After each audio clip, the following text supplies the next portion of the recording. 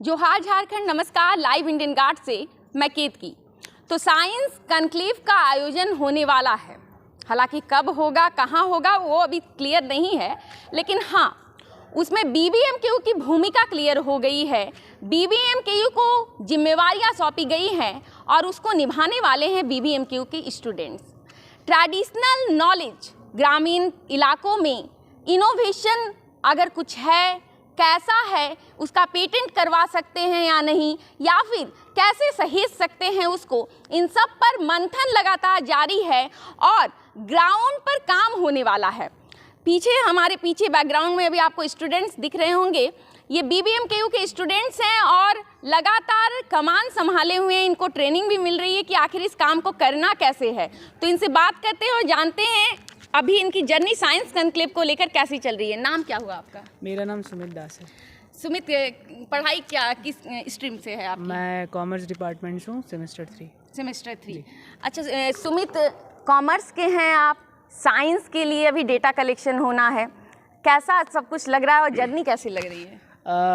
Journey काफ़ी बढ़िया होने वाला है। एक्चुअली मैं सब्जेक्ट्स वाइज इसको डिसाइड नहीं किया हूँ जी। जहाँ तक मेरी प्रोफेसर से बात हुई है, उन्होंने कहा कि ये कहीं ना कहीं इकोनॉमिक डेवलपमेंट करेगी, जो कि झारखंड के लिए काफ़ी ज़्यादा इम्पॉर्टेंट है जी। और ऑल ओवर इंडिया में देखा जाए तो झारखंड एक ऐसा स्टेट है जो कहीं ना कहीं बैकवर्ड में अभी भी है, डेवलप होने के बाद भी।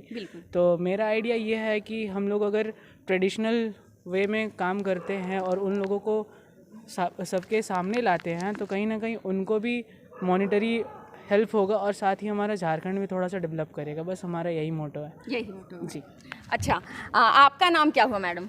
My name is Kiran, I am from Guru Nanak college Dhanbad. Okay, मतलब कॉमर्स की स्टूडेंट है? फर्स्ट सेमेस्टर की स्टूडेंट हूँ मैं, कॉमर्स की। अच्छा, एक बार बताइएगा, अभी ट्रेनिंग्स चल रही है शायद आप लोगों की। ट्रेनिंग में क्या बताया गया और कितनी ट्रेनिंग हुई है? आज तो फर्स्ट डे था, हम लोग को बेसिकली बताया गया कि ट्रेनिंग में करना क्या है, इसका हेल्प क्या होगा।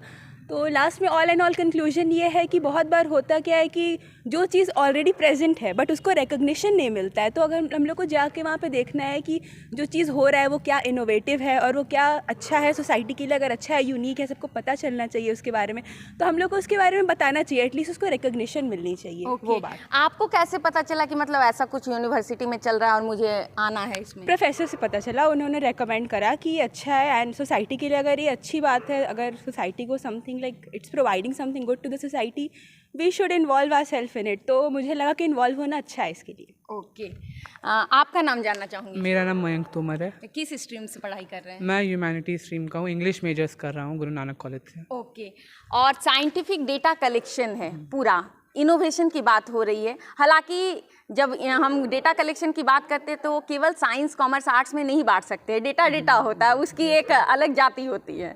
तो एक बात बताइएगा, इंग्लिश के स्टूडेंट हैं और उसके बाद कुछ साइंस से संबंधित काम कर रहे हैं, कैसा लग रहा है?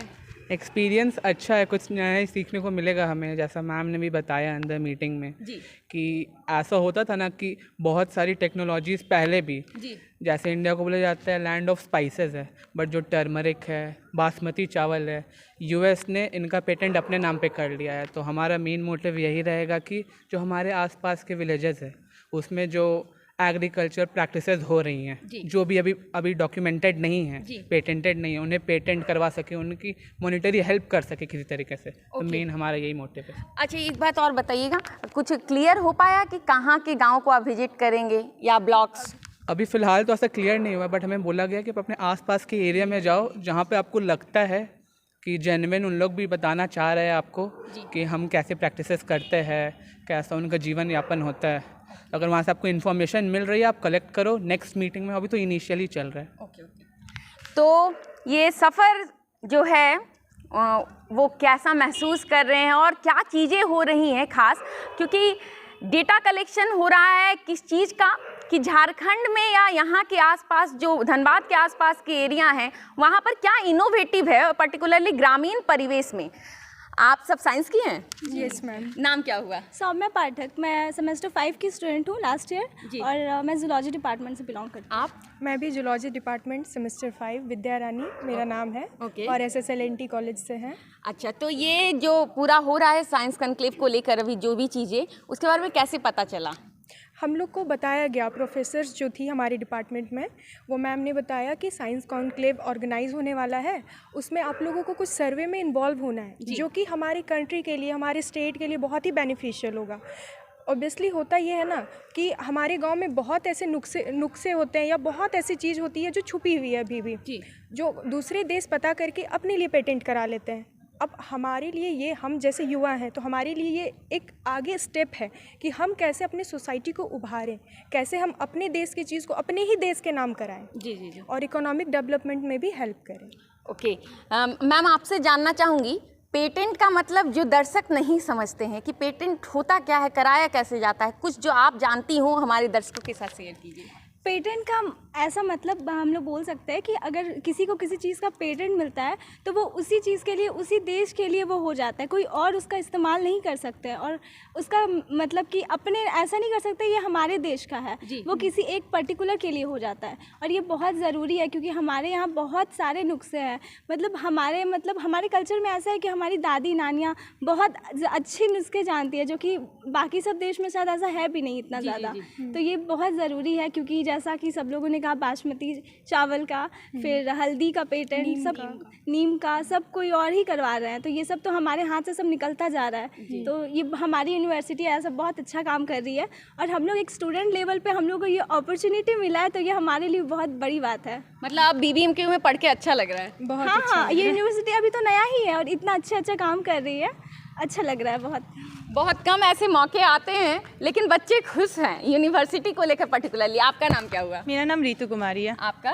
नौशबा परवीन, रागिनी पांडे। आप भी साइंस की हैं सारी? हाँ, केमिस्ट्री ऑनर्स। केमिस्ट्री की। We all are from different departments.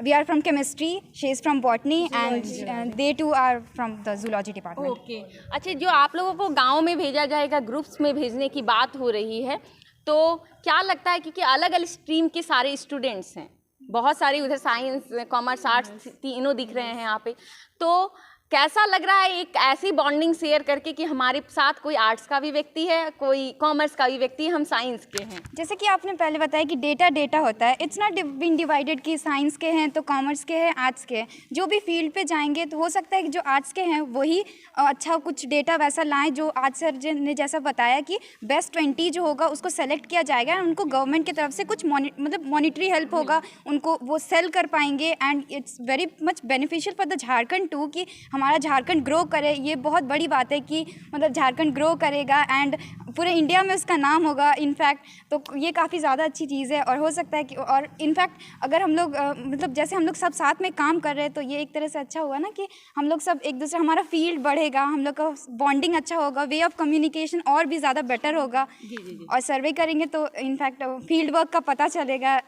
काफ़ी खुशी हो रही है हमें ये जान कर कि हम लोग एज ए इंटरमीडिएट काम करेंगे एंड अगर कुछ हम लोग से कुछ होता है तो इट्स रियली वेरी गुड। आपने नाम क्या बताया था? नौशबा परवीन।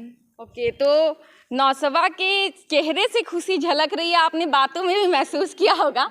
आपसे एक चीज़ जानना चाहूँगी, मम्मी पापा को बताएं कि कुछ ऐसा प्रोजेक्ट है हम लोगों को करना है? हाँ बिल्कुल। क्या रिएक्शन? और मम्मी पापा को बहुत प्राउड हो रहा है कि हाँ हम लोग की बेटी इस सब चीज़ में इन्वॉल्व हो रही है और हम लोग के जरिए किसी और को कुछ पता चलेगा, ये बहुत अच्छी बात है। ओके, आपसे जानना चाहूँगी, BBMKU में ऐसी अपॉर्चुनिटी मिली है, आमतौर पे कहते हैं कि ये सारी जो बातें होती हैं ऐसी कुछ भी बड़ी बड़ी यूनिवर्सिटीज़ में होती हैं, यहाँ के बच्चे थोड़ा इमेजिन नहीं कर पाते हैं। कैसा लग रहा है ऐसे किसी जर्नी का पार्ट बन के? बहुत अच्छा लग रहा है, जिस तरीके से बासमती चावल और बहुत सारे ऐसा बताया कि आप जाइए और खोज करिए कि ऐसी चीज़ें जो कोई और ढूंढ रहा है लेकिन उसका फ़ायदा कोई और उठा रहा है, और वो इंसान जो उस चीज़ का खोज किया उसको वो चीज़ का फ़ायदा उठाने के लिए पैसा पे करना पड़ रहा है कि नहीं ये हम खोजें और हमको पे करना पड़ रहा है। तो बहुत अच्छा लग रहा है कि हम लोग खोजेंगे, बहुत अच्छा लग रहा है। अच्छा लग रहा है, उनको रिकग्निशन मिलेगा।